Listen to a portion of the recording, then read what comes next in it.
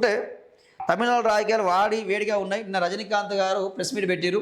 So press meet పెట్టి ఏం మాట్లాడుతూ ఉన్నారంటే, నేను పార్టీ పెడితే తమిళనాడులో నేనే పార్టీ పెడితే నేనే ముఖ్యమంత్రి అయ్యేవాడిని అని చెప్పి మాట్లాడడం సంచలనంగా మారింది ఈరోజు. సో మరి నువ్వు పార్టీ పెట్టలేదు కదా, పార్టీ పెడతా అని చెప్పి సంవత్సరము 2 సంవత్సరాలు ఊరించి ఆఖరికి కాడెత్తేసినావు. పార్టీ పెట్టలేనని చెప్పి ప్రకటించేసినావు, భయపడ్డావు నువ్వు.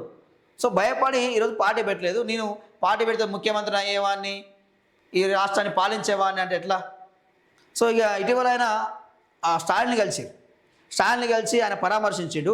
అదే మరి ఈయన కూడా ఒక సినిమా యాక్టరు, ముఖ్యమంత్రి అయ్యిండు విజయ్. టీవీకే విజయ్ని ఇంతవరకు కూడా కలవలేదు, ఆయనకు శుభాకాంక్షలు తెలపలేదు, ఒక బుకే కూడా ఇవ్వలేదు. అదే కమల్ హాసన్ వెళ్ళి ఆయన కలిసి ఒక బుకే ఇచ్చి ఆయనకు శుభాకాంక్షలు తెలపడం జరిగింది. సో ఆయన వాస్తవానికి కూడా టీవీకే విజయ్కి ప్రకాష్ రాజు, కమల్ హాసన్ ఇద్దరు కూడా చాలా తోడుగా ఉన్నారు. వాళ్ళందరూ పేపర్ స్టేట్మెంట్లు ఇచ్చారు బహిరంగంగా. టీవీకే విజయ్ని ప్రభుత్వానికి ఆహ్వానించాలని చెప్పి గవర్నర్ మీద ఒత్తిడి పెంచారు. దాంతోపాటు సుప్రీంకోర్టు జడ్జిమెంట్లు ఉన్నాయని కూడా చెప్పడం జరిగింది. సో చాలా వరకు వాళ్ళు ప్రయత్నాలు చేశారు. సో ఏది స్పష్టంగా అనిపిస్తూ ఉంది. ఇక్కడ విషయం ఏంటంటే రజనీకాంత్కు విజయ్ సీఎం కావడం ఇష్టం లేదు తమిళనాడుకు. అది స్పష్టమైపోయింది ఆయన మాటల్లో.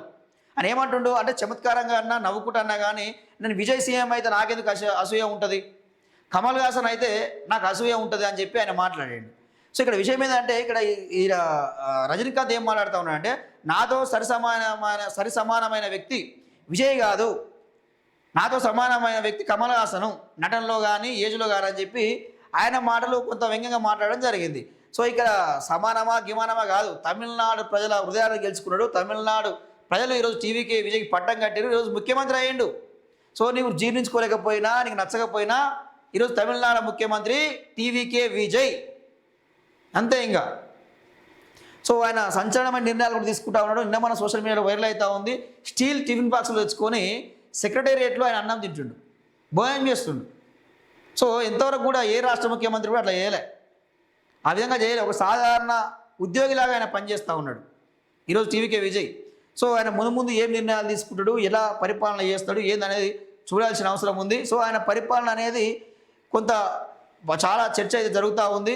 టీవీకే విజయ్కి సంపాదన పెద్ద ఆశయం లేదు, పెద్ద డబ్బులు విషయంలో ఆయన సంపాదించుకోవాలి, లేకపోతే నేనేదో కోట్లు వెనకేసుకోవాలనే ఆలోచన లేదని చెప్పి ఆయన చెప్తా ఉన్నాడు. ఇప్పటికే ఆయన ఎంజీఆర్ ఆయన ఒక స్పష్టంగా ప్రకటించిన ఎలక్షన్స్ ముందే ఎంజీఆర్, ఒక జయలలిత, వాళ్ళ 2 పేరు ఉన్నాయి కదా, 3వ పేరు విజయ్ నా పేరే ఉంటుంది, ఆ విధంగా నేను పరిపాలన చేస్తా అని చెప్పి చెప్పడం జరిగింది. సో మాటలు చెప్పిండు. సో మరి చేతల్లో ఏముంటుందో చూడాల్సిన అవసరం అయితే ఉంది. సో ఇప్పుడే ప్రభుత్వం ఏర్పాటైంది కాబట్టి ఎలాంటి విమర్శలు చేయడం ఉండదు, మాట్లాడడం ఉండదు. కాబట్టి ఆయన ఏ నిర్ణయం తీసుకుంటాడు, ఎలా ఇంప్లిమెంట్ చేస్తాడు, ఎట్లా పరిపాలన చేస్తాడు అనేది చూడాల్సిన అవసరం అయితే ఉంది. ఇప్పటికే మద్యం మీద మంచి నిర్ణయమే తీసుకున్నాడు. సో అక్కడ పాఠశాలలో కానీ, ప్రార్థనా మందిరాల దగ్గరలో కానీ, గుడి దగ్గర కానీ, సో ఎక్కడ కూడా మద్యం షాపులు ఉండొద్దని చెప్పి తీసేయడం జరిగింది. చాలా మంచి నిర్ణయం అది. సో ఇదండి తమిళనాడు పాలిటిక్స్ సంబంధించి